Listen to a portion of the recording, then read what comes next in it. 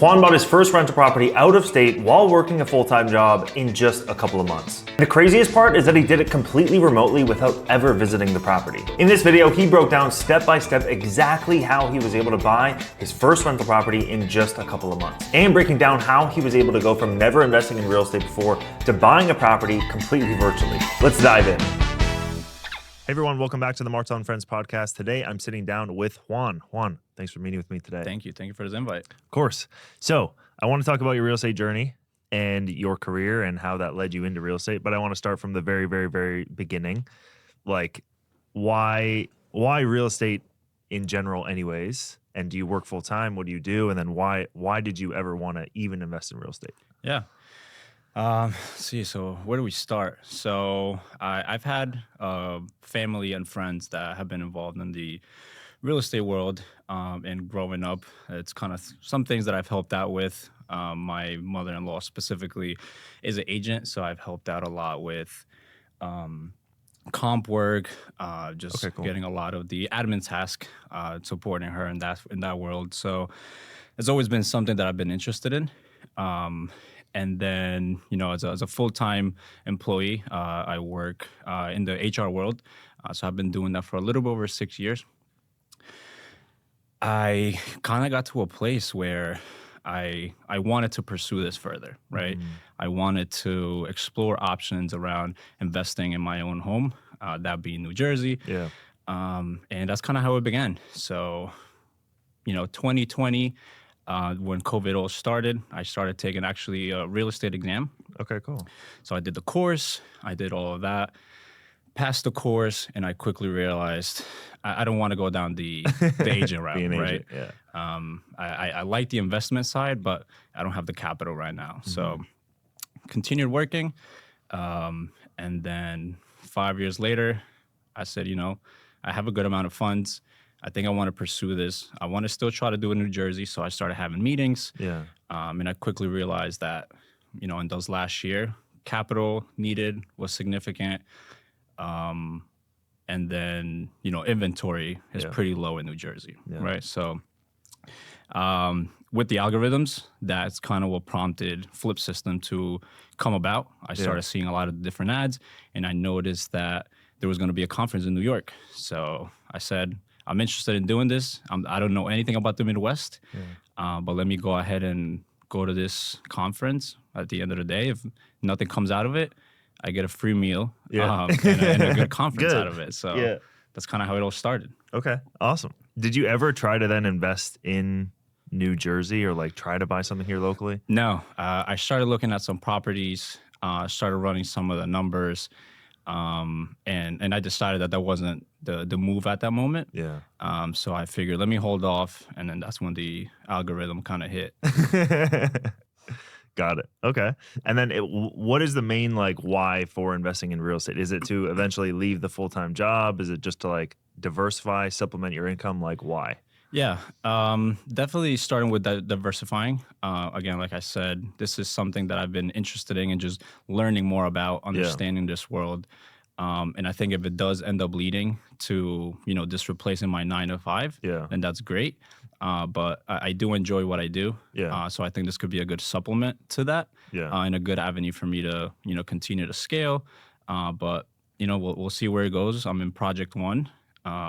Cool. And things are going well. Awesome. And so I think you joined FlipSystem earlier this year, and then tell me what's gone on since then. How many deals you got into? One deal so far? Is that in construction phase, or where's that? Yeah. So construction is done. We just got a tenant to sign the contract. They're moving in October 1st. So just wrapping up the last few things with my property manager. And we should be all set with that. And then next on that process is to list it as a turnkey. So I've started that process with Martel Turnkey. Awesome. We should be getting it listed rather quickly, and then hopefully it sells shortly after that. Awesome. Congrats. Yeah. Good stuff. Cool. And which city did you decide to invest in? Yeah, so I decided on Detroit. Okay. And the reason was when I had the onboarding call, I figured this was the least amount of capital that was needed. Yeah. So for me, that was, okay, this is low risk. Let me dive right into this. If it works out, great. Yeah. If it doesn't, then at least I don't have all my eggs in this one basket. Yeah. And yeah, so that's kind of how I landed between that. It was between that and Cincinnati. Okay. But after doing a little bit more research, I was like, I think Detroit makes sense for now. And then if this scales and I get to get all the opportunities out of Detroit, then I could potentially move into that other market. Okay. Awesome. Love it. And then, so you chose Detroit before meeting with us in January, or I think it was in February or March of this year. Did you ever look at investing out of state before? No. It wasn't something that I thought was feasible. Yeah.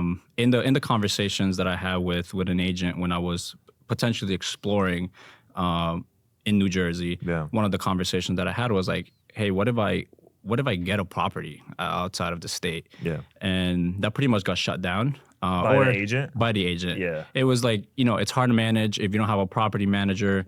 You want to try to start a little bit closer to home. So if anything is needed, you're kind of there. Yeah. So I had that rationale going into even FlipSystem. So I was like, well, this is what I'm getting from this agent, right? Can this actually even work? Yeah. And then went down that route. Yeah. Okay. Got it. Yeah. A lot of people say that and like my thing too is like, all right, let's say you bought the house next door, like, and you can go to the house, like, what are you going to do? Like, even me too. Like, I'm like, I don't do anything with construction. I'm like, I don't know if it's right or wrong. So it's kind of like irrelevant for me to be like right next door. But how did you get over that fear then? Was it just from like coming to that one day kind of boot camp workshop that like really opened your mind to it? Or like, because I think it's a big fear to get over of like, and not just one agent, but like also too, if you go talk to family and friends and stuff like that, they're probably like, dude, you're crazy for investing in Detroit. So how did you like get over that and kind of like, you kind of got to ignore what everyone is telling you and do your own thing and kind of trust the process. So is there anything you did to kind of get over that? Yeah. It started with, so once I said, I think I'm doing this, it all stemmed from some of the conversations I had with individuals at the conference itself. Right. Okay. So there were others that were new, just like I was. Yeah. And there were also a few others that were trying to use FlipSystem to scale the business that they already had. Yeah. Right. So they were already investing in some smaller Midwest markets. And that took a while, right? They invested in their relationships, failed a couple of times because, you're trying to see who is who has your right intentions and everything there. And then they wanted to use this to expedite and get into a new market. Got it. So when I noticed that there were individuals that have been doing this for some time, have seen success on their own, that are trying to use this to scale, I was like, that's what I don't think I could lose here, right? Yeah. If I put the effort, if I do all the teachables, everything on that, and if I commit to putting on the effort, I think that this will work out. So I think those conversations landed me. I was like, interesting. Let's do it. Yeah. Interesting. Yeah, by learning from what the other option is of like investing out of state, but by myself. Also, too, like it's budget constraints as well. Yeah. So it's like if you have 50 grand, it's like you can't invest in New York, New Jersey. Like it's impossible. So then you have to go out of state, no matter what the realtor tells you. It's either invest in real estate or not at that point. So then if you still want to, you have to go out of state, and then kind of going to that conference, it sounds like, open your mind up to shit. If I got to do this myself, like I can lose 20 grand on a bad deal, literally, or a bad team on the ground. Okay. Interesting. Very interesting. Talk to me about the deal that you're doing. It sounds like you bought it, renovated it, renting it out, and then you're going to sell it. Any kind of rationale between selling that property and keeping it? What was your kind of main deciding factor for that? Yeah. So it's actually something that I was still trying to figure out over the last couple of weeks. Yeah. And I've had conversations with, the FlipSystem coaches, some friends that are also doing this on their own, and just trying to see like, when should I consider potentially holding on to this? What do you use as hey, rather than selling this, I want to keep it. Yeah. So getting some of those parameters from them, some of those, I guess you could say, guidance. Yeah. Led me to ultimately wanted to go ahead and sell it, right? I think it would be a good opportunity for me to learn what that process looks like before deciding to hold off. Yeah. So I think I weighed the pros and cons of it, and then ultimately decided that think for this first property, it would be best to sell it right now. Got it. Okay, cool. Awesome. And then talk to me about time investment. You mentioned that earlier, but like how much time would you say that you are investing into this? You have one project going on. Like how much time are you investing into this real estate business? I would say over the last, 6 months, it's varied, right? So when I initially started when I went to the conference, I had decided to leave my 9 to 5. I had a good amount of money saved up. Yeah. Part of my compensation was through RSUs, so I waited till I vested. I was like, I'm kind of in a cycle here. I want to try something else. Real estate is one of those things that I wanted to look into. I wanted to get some additional certifications, and I honestly just wanted a break. I felt like I looked back at the 5 years and I was like, wow. Okay, I'm 28 now. Yeah. I want to do a little bit more. I'm grateful for the opportunities I've had through this employer. I've grown a lot, promoted multiple times, a lot of growth there. But I wanted something outside of that because I've always had the ideas like real estate could be a way out. And then I've seen that come true through family and friends. So when I started and I started all the teachables, I pretty much invested 8 hours a day going through this, right? Because I had nothing else to do, I was just super curious, and I was very interested in doing this. So doing that, things like Bigger Pockets, going to different networking events in the New York, Jersey City area. There's a lot of that going on. So I just met a lot of different people, and all of that just got me super excited. And I was like, I want to commit as much time as possible to this. I want to get my first deal right away. Yeah. And the timelines have stayed pretty true, and I think it's because I've committed the time. So now that I have the full-time job, it probably would say 3 to 5 hours, probably a week. Got it. It kind of has varied depending on where the project was. 100%. Through the rehab, there might have been a little bit more during some weeks. Yeah. But now that we're kind of wrapping up, it's probably 1 or 2 hours. Yeah. But now trying to reinvest that time to see, okay, what is my next move? Yeah.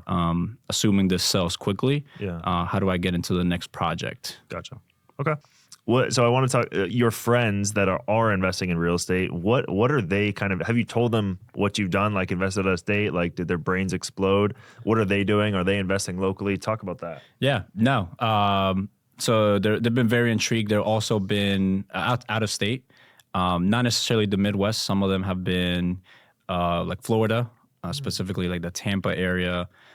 Some of them more of the Atlanta market. And they've loved it. We continue to meet. We continue to try to learn from one another, see if there's opportunities for partnerships down the line. So it's been very positive. But going back to the point that it seems like more people know or realize that investing in New Jersey or New York is just simply not possible, or it is possible, but if you're looking to, go down the flipping route, it may make better sense to go somewhere else than doing it here. So 100%. And for you, long-term vision, like, has it always been like flipping has been the main goal, or growing a portfolio? Like, what do you think kind of long-term? I met with somebody yesterday, and their goal was to kind of flip to build up some cash to then get into multifamily. But for you, what does that look like the 5-year kind of real estate plan if all works out? Yeah, I think it's exactly that. Be able to, one, build the experience, right? Yeah. Like my biggest thing is not trying to cut any corners, understanding that it is a process. I'm not going to get rich tomorrow, especially in the type of properties that I'm investing in, right? It is a learning curve through all of that. But ultimately want to build a big enough portfolio to then be able to have the opportunity to explore multifamilies in New Jersey, right? Yeah. Like that's a prominent market for that. But you do need the capital, and I want to make sure that if and when I decide to make that move, that I have the experience to be able to deal with, okay, I know what this needs to look like. Yeah. Because right now I'm just not there yet, right? I think I've learned a lot over the last 6 months through the process, but I'm going to have to continue to learn to be able to play with, significant bigger projects, significant higher rehabs.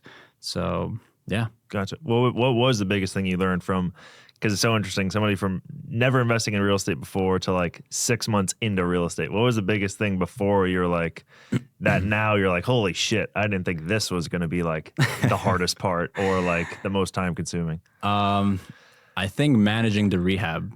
And like it was a little bit more hands-on than you thought? Yeah. Okay. Just because I wanted to make sure that we were staying within the timelines. Gotcha. Right?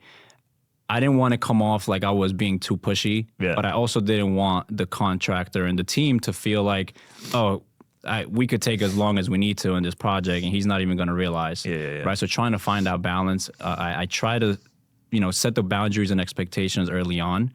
But as it played out, I was like, oh, this actually requires a lot more attention than just, hey, just checking in on how things are going. And through the rehab process, it's been ups and downs. I was doing my final walkthrough with the lender and the contractor, and I'm on FaceTime with them, and they're like, "It smells like gas in here." So I was like, "Okay." And then they're walking the first room, and there's windows that are broken. Oh, great. So they're telling me all of it is over the phone. The connection is horrible. They keep breaking up. I'm like, hey, this is really hard to follow. And now you're telling me that there's potential break-in. Yeah. Right? So long story short, it looked like they tried to steal the furnace and water heater. Got it.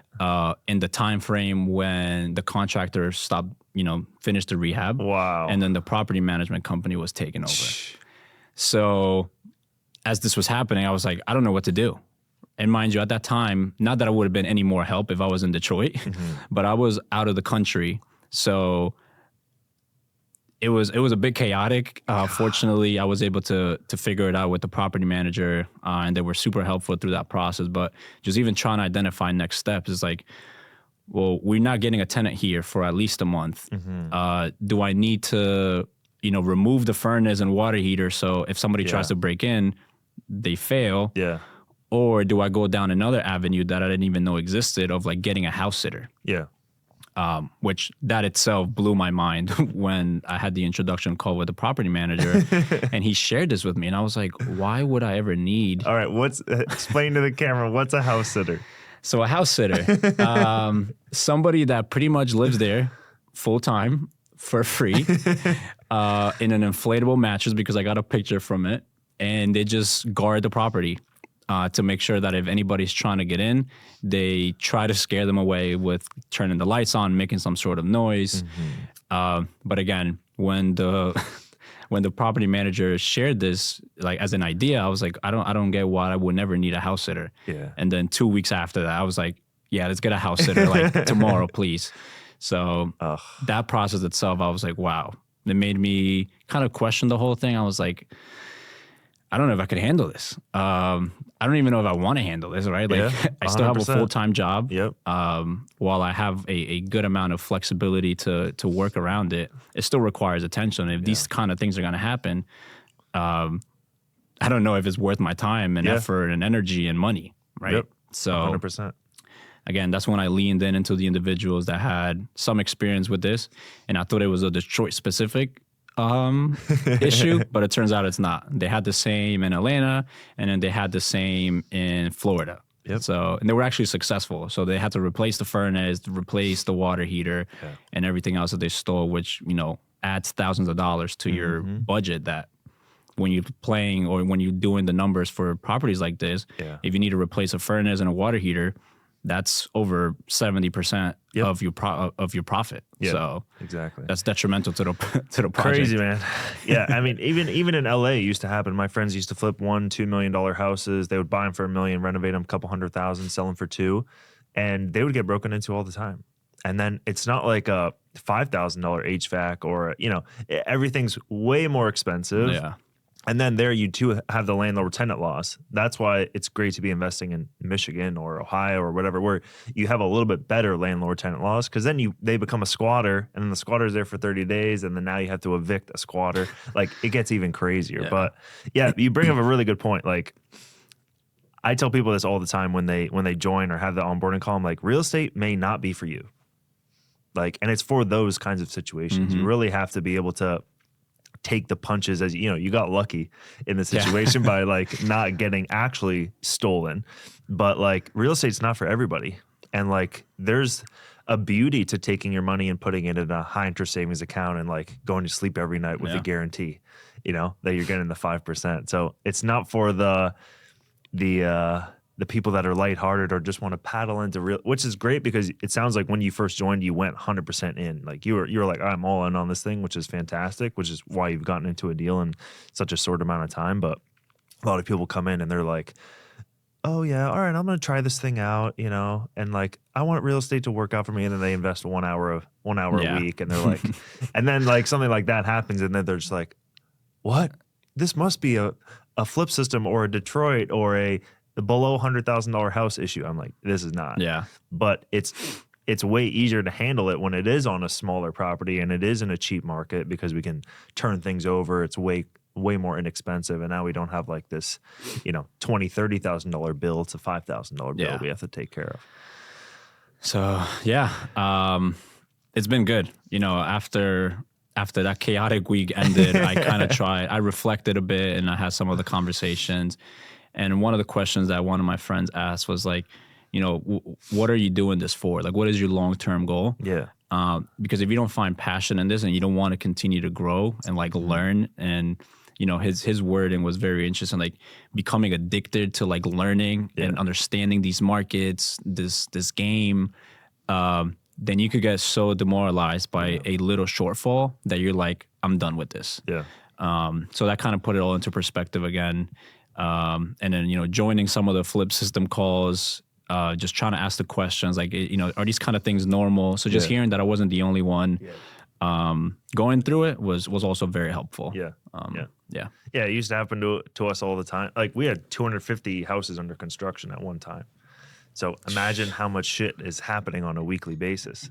Like some weeks we'd have Monday through Friday house broken into and stolen. So it's like $25,000 in 1 week just with break-ins, and it's like a reality no matter where you are investing. As you scale up, it's going to happen to you no matter what, and no matter which city that you're in. And I mean, you bring up your why for doing this. Is that what helps you push through? And then what is that why? Is it to leave that job, or you're kind of gonna, because when I asked earlier, it was kind of just to like figure out where this thing goes and kind of learn along the process. Is that still it, or is it to have like a large portfolio into the future, invest in multifamily? Yeah, definitely to grow my portfolio. And then with the goal of potentially going down multifamily, and even exploring commercial. Like I remember in the conference, one of the speakers continued to talk about, you know, like once you get into commercial real estate, that's a whole different ball game. So that's definitely the goal at some point to get to that level. But I think on a more short term, it's definitely build some capital, the experience, and then expand into multifamily. Whether locally or still out of state. Cool. And then are you looking for deal number 2 right now? Are you waiting for full cycle on deal number 1? What's your thoughts on that? So waiting for the first one to fully wrap up. Cool. I want to play out, you know, the selling piece to its full extent, but already thinking about starting that second project like very shortly after, right? I'm even considering, now that I think I have a good process, I had some really good lessons learned on the expectation with the team, expectation of myself, time commitment, you know, where things can go wrong, maybe even trying to manage 2 projects at a time as the next goal. So again, hopefully this property lists and sells rather quickly, and then I definitely would like to get something started on the second and third project before the end of the year. Awesome. Do you think that now that you know what you know, do you think if you had 2 projects, 3 projects going on, you'd be able to have a full-time job and manage that many construction projects? From the beginning? No, from right now. From right now? I think so. Got it. Yeah. I think at least 2. Okay. So you learned a lot then going through that first Absolutely. Deal. Yeah. There's just been growing pains for sure. And I think because of that, it's allowed me to be like, okay, I think I could do, if all hell breaks loose in both projects at the same time, I think I could still handle it.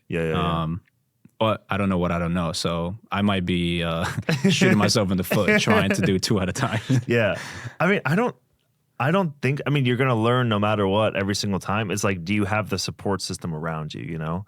And that's kind of what we try to build that flip system. You have access to those coaches, but you also, it sounds like you have a good friend group. Yeah. That is like also going to push you along and be like, yeah, it's part of the game. Keep going. Like, dude, that helps so much because some people don't have that. And then that's when their friends and family come on that, like pound on them and be like, yeah, told you should invest at us. Yep. Told you should have invested in New Jersey. That's why I asked, like, what do your friends and family think? Because that's what happens to a lot of people. Yeah. They'll be the lone wolf and then they'll come back with the tail between their legs and then their friends and family are like, I told you so. Told you so. It's that line. So it's hard to like go out and do something different than, you know, and just stick to the 9 to 5, keep your money in the bank and just like kind of keep working forever. Yeah, I mean, those that are not involved in real estate and are, you know, down the 9 to 5 path, and I tell them that I'm investing out of state, and then I mention Detroit on top of that, they're like, bro, what are you doing? Like, why did you sign yourself up for this? Yeah. So at first I try to explain, give all the rationales. I'm like, now I don't even go really down that route. I'm just like,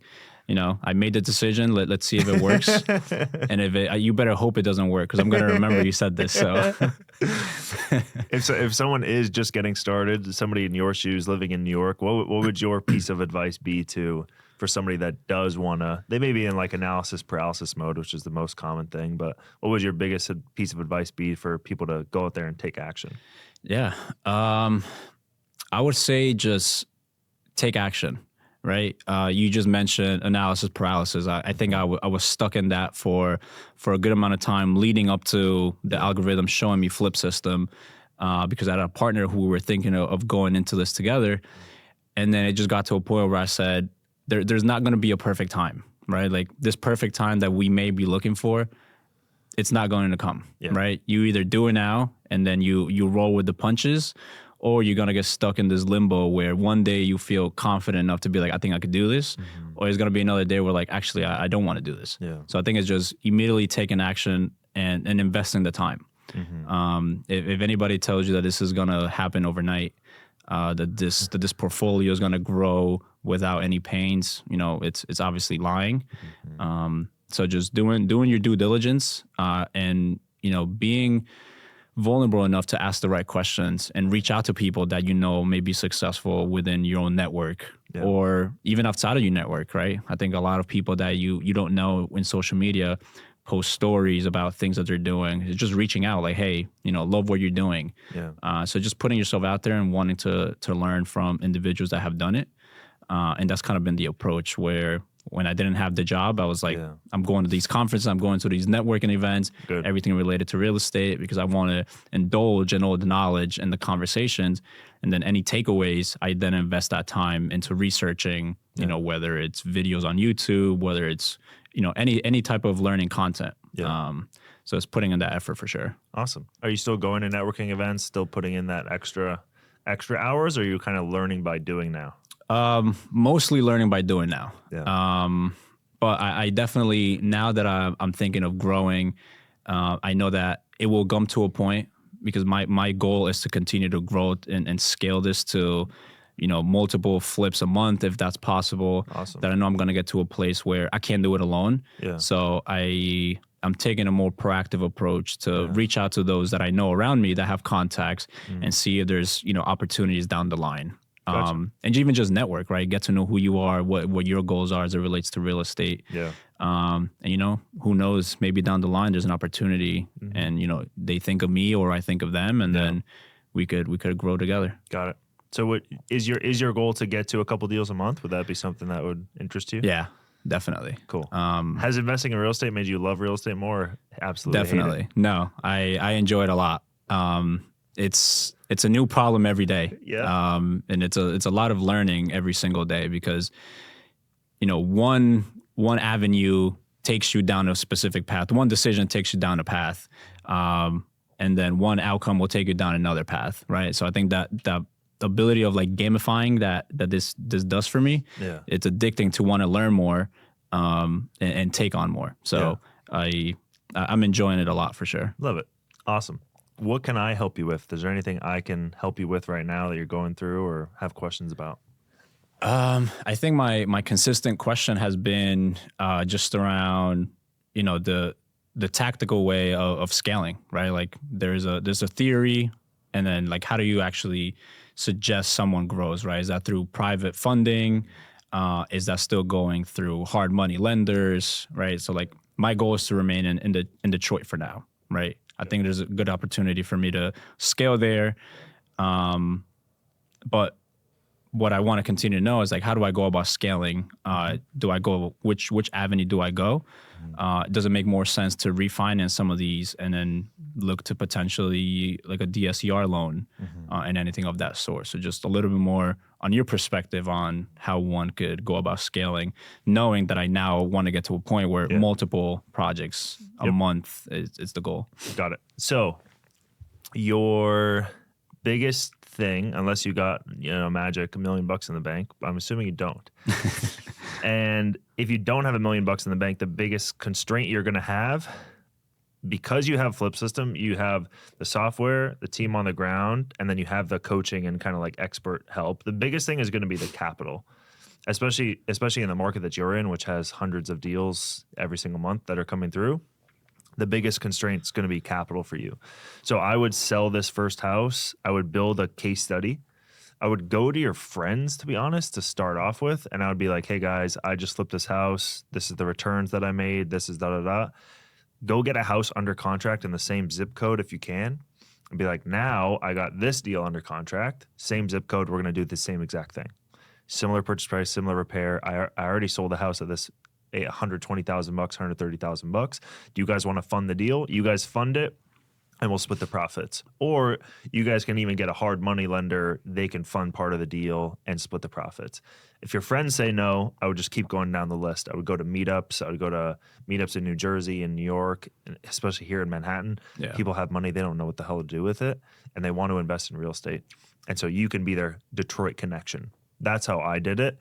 And that is how you could scale easily to 2 to 3 deals per month without any of your own money. The only thing you're going to have to dedicate is going to be the time.